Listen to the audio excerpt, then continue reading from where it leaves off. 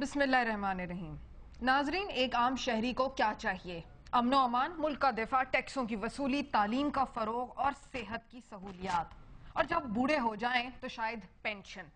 مگر یہ تمام سہولتیں جو میں نے بتائی ہیں، ان میں سے اس غریب عوام کو اس جمہوریت کے دور میں آخر ہے کیا میسر؟ ٹیکسوں کی وصولی کی بات کرتے ہیں تو مالداروں کو تو شاید اس لفظ ٹیکس کے ہجے بھی نہیں آتے. خود کابینہ کے کئی عہدیدار ٹیکس نہیں دیتے اور غریب آدمی کی ہلکی جیب مزید ہلکی کر دی جاتی ہے ٹیکس کے نام پر. ہم چپ کر کے سہتے رہتے ہیں کہ چلو بڑھاپے میں کام آئے گا، مگر جب بڑھاپا آتا ہے تو اس ملک میں کیا ہوتا ہے اپنا حق مانگنے کے لیے، وہ آپ کو دکھاتے ہیں. آئیے دیکھتے ہیں.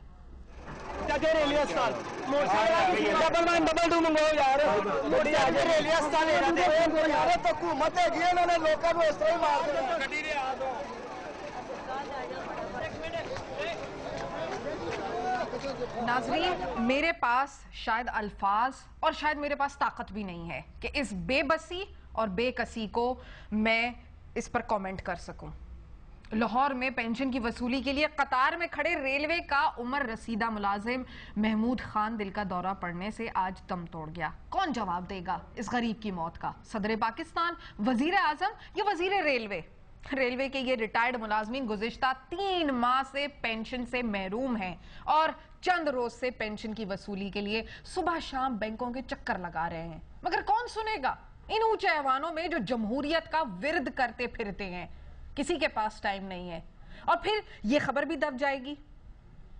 آج ہی کو لیجئے، آج ایک اور خبر سامنے آئی ہے کہ چین نے پاکستان میں اپنے فوجی اڈے قائم کرنے میں دلچسپی ظاہر کر دی ہے تاکہ چین مسلم باغیوں کی سرگرمیوں سے نپٹا جا سکے، کیونکہ ان کی مبینہ تربیت گاہیں پاکستان کے قبائلی علاقوں میں واقع بتائی جاتی ہیں. یعنی پاکستان اپنی حفاظت تو کر نہیں سکتا، اب دوست ممالک کو بھی ایسا پڑوسی مہنگا پڑ رہا ہے. مگر کیا یہ اجازت پاکستان کی حکومت کے لیے سیاسی طور پر فائدہ مند ہوگی اور پاکستان پر اس کے کیا اثرات ہوں گے، اور یہ دوستی کس کو مہنگی پڑے گی؟ یہ ہیں میرے سوالات. میں ہوں صوفیہ جمال اور آپ دیکھ رہے ہیں پروگرام کب تک. آج میرے شو میں مجھے جوائن کیا ہے جناب شاہ محمود قریشی صاحب نے، جو کہ سابق وزیر خارجہ ہیں پاکستان کے، اور ہمارے ساتھ موجود ہیں افتخار احمد صاحب جو کہ سینئر تجزیہ کار ہیں.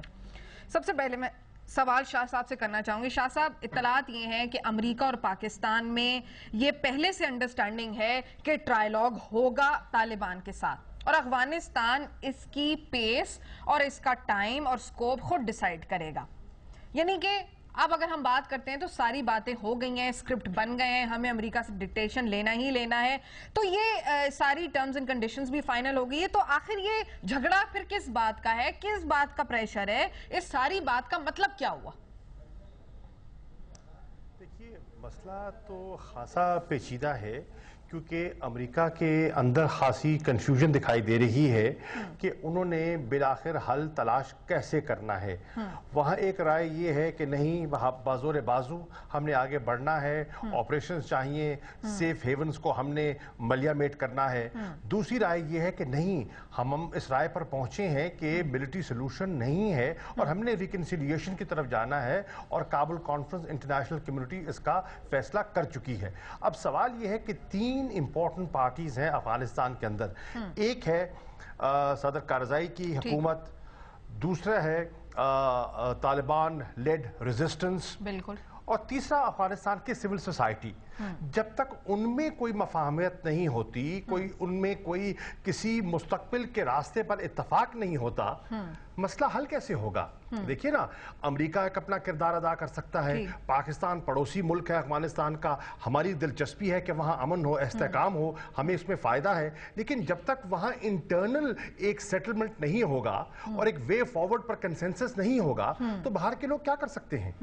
اچھا، میرا یہاں پر یہ سوال ہے کہ یہ جو ہم بار بار ناراضگی ہو جاتی ہے، گھوم پھر کر واپس آ جاتے ہیں، امریکہ مجبور ہو گیا، اور جیسے کہ آپ نے بھی یہ بات مینشن کی کہ جی ہماری ایک اسٹریٹجک امپورٹنس ہے، لیکن پھر بھی میرا سوال یہاں پر یہ ہے کہ پاکستان کے پاس کیا کوئی ایسا ٹرمپ کارڈ ہے جس کی وجہ سے امریکہ بار بار مجبور ہو جاتا ہے کہ وہ یہ ہڈی پاکستان وہ بن گئے نہ جو چبائی جا رہی ہے، جو نگلی جا رہی ہے، پھنس گئی ہے؟ देखिए, ट्रम्प कार्ड तो मैं आपको आप कहना चाहें तो आप कह सकती हैं, लेकिन हमारी एक ज्योग्राफिकल पोजीशन है, हमारी जियोपॉलिटिकल सिचुएशन ऐसी है कि हम उनके पड़ोसी हैं।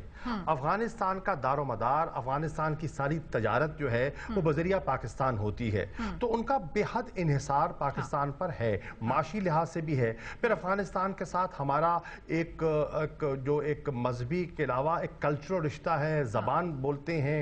आज भी लाखों अफगान रेफ्यूजीज पाकिस्तान में मुकीम हैं। बहुत से अफगान जो पाकिस्तान में रह रहे हैं वो उनको यहाँ से अपना लाइवलीहुड मिल रहा है। बहुत से यहाँ ज़ेरे तालीम हैं, तो पाकिस्तान के साथ उनका रिश्ता जुड़ा हुआ है।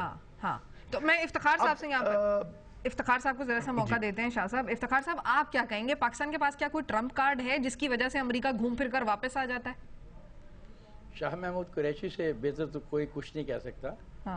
ये इस के खिलाड़ी हैं बेहतरीन।